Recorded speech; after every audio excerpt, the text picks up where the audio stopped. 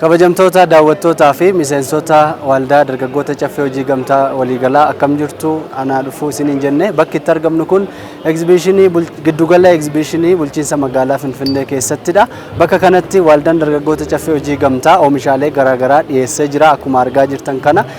Kunis baazaarii egzibiishinii fi simpooziyemii bulchiinsa magaalaa Finfinnee akka magaalaatti yeroo lammaffaadhaaf ejensii waldaalee hojii gamtaa bulchiinsa magaalichaa waliin ta'uun qopheesse irratti argamnee jirra jechaadha. Akka argaa jirtan kana gaa waldaan keenya bakka lamatti oomisha adda addaa dhiyeessee jira. Oomishni dhiyaate kun oomisha kaanirraa gatiinsaa adda. Kun immoo waan waldaa keenya adda godhuudha. Oomisha alatti gurguramuu fi nu biratti gurguramuu gatiinsaa wal caale jechaadha. Kanaaf ammaan kanatti waldaan keenya maal dhiyeessee maal gurguraa jira meeqatti gurgura kan jedhu isin daawwachiifna. Namoonni as keessaa gurguran haasofsiifna nu waliin turaa isiniin jenna. Mee maqaa keessanii fi waan hojjettan kana nu maqaan koo Abarraa Diinsaan jedhama. Hojiin ani dalagaan hojii koo asitti maarketing irratti hojjechaa jira. Mee waldaan dargaggoota caffee hojii gamtaa bakka kanatti oomishaalee akka argaa jirru adda addaa dhiyeessee jira. Habaab jira, maangoon jira, zukuniin jira, kaarotiin jira. Warri kun mee gatiin isaanii akkamii kan alaa jirurraa maaliin adda ta'a? Egaa akkuma beektan waldaan dargaggoota caffee oomisha isaa miseensota baadiyyaa jiran kan oomishan gara gabaatti dhiyeessee gatii madaalawaa ta'een dhiyeessee uummataaf tajaajila kennaa jira. Akkuma beekamu gabaan alaa fi gabaan keenya baay'ee walirraa fageenya qaba. Sababiin isaas nuti oomishnee gabaatti dhiyeessaa waan jirruuf jechuudha.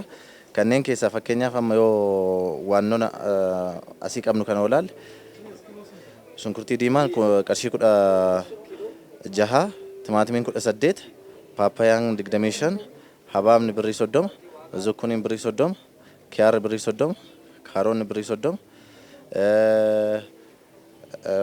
kan biraa shunkurtii adiin birrii 100,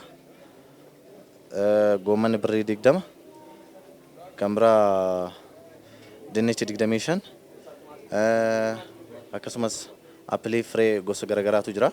Inni guddaan qarshii 500 birrii 180tti gurgurama. Inni xiqqaan immoo 500 birrii 150tti gurguramaa jira yeroo ammaa kana.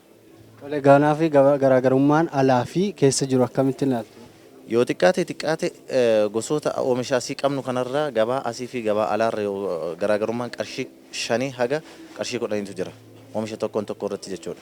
Kun immoo fayyadamtootaaf faayidaa guddaa qaba jechuudha.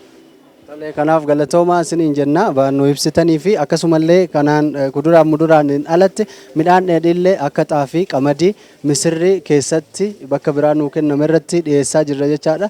Waldaan dargaggoota caffee hojii gamtaa waliigalaa hojiilee gurguddaa biyya keessatti keessattuu gabaa tasgabbeessuu keessatti hojjetaa jiruun haala kanaan uummata fayyadamaa gochaa jira. Isinillee Finfinnee fi naannoo ishiitti warra argamtan sa'aatii kana guyyoota 6 dhufaniif jechuun tokko kaasee hanga 6tti tura baazaarii egzibiishinii fi simpooziyemiin kun irratti argamuudhaan fayyadamaa akka taatan waamicha isinii dabarsina.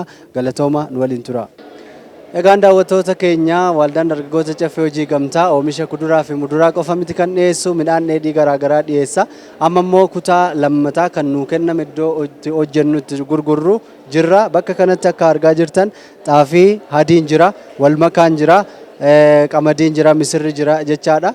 Waldaan dargaggoota caffeedha. Dhaabbilee garaagaraa bakka kanatti oomisha isaanii dhiyeeffatan keessaa isa tokko hojii guddaas hojjechaa jiraachuusaa kunoo argaa jirtu jechaadha. Bakka kanatti immoo namoota gurguran argannee jirra. Waan gurguramu kun gabaa ala jiru faan akkamitti ilaalama? Asitti meeqaan dhiyeessitu? Tole maqaa kennutti muudhaan waan hojjetaa jirtan kana mee nuu beeksisi daawwattoota keenya. Ashi galatoomaadhaan Wandee Sayidan jedhama. Hojjetaa waldaa dargaggoota caffee hojii gamtaa irraa dhufe akkuma agartan egzibiishinii irratti hojjechaa irra xaafii, qamadii, misira gurguraa irraa jechuudha. Qamadiin meeqaa, xaafiin meeqaa, xaafii walmakaan meeqaa, misirri meeqaa? Xaafii kinoo tokkoffaa akkuma agartan kana alarratti 60 irratti gurguramu nu biratti 52. Kinoo kunirree 60 irratti gurgurama nu biratti 50tti gurgurama. Qamadiin 48 kan gurguramu nu biratti 40. Misirri 130 gurguramu nu biratti 95 jechuudha. Haala kanaan immoo gabaan in argama jettee yaadda? Noomaan jiru akkuma agartan gurguramaa jira ammaa fi arras waan eegalleefu amma ta'e gurguramaa jira. Tole egaa waldaan dargaggoota caffee hojii gamtaa akka maqaa isaati dargaggootaan hojjeta dargaggootaan hundaa'ee dargaggootaa fi uummata kaan fayyaduuf hojjeta. Mee ati akka dargaggeessa tokkootti asirraa maal argatte? Sirriidhaanis achuma keessa dargaggoota san keessaa isa tokko akkuma agartan kin hojjechaa tan jira asirratti inuu amma gurgurtaa irra hin jira jechuudha. Baay'ee galatooma. Sirrii galatooma. Daawwattoota keenya waldaalee hojii gamtaa Oromiyaa irraas magaalaa Finfinnee irraas dhufan hedduutu bakka kanatti argama. Fakkeenyaaf yuuniyeeniin waldaalee hojii gamtaa Lumee Adaamaa as keessatti argamu. Yuuniyeeniin hojii gamtaa oomishtoota buna Oromiyaa illee akkasuma bakka kanatti yuuniyeeniin hojii gamtaa Utaawaayuu illee as keessatti argamu. Isaanis oomisha isaanii dhiyeeffatanii jiru jechaadha. Kanaaf waldaan dargaggoota caffee immoo oomisha isaa haala addaa ta'een dhiyeessee jira.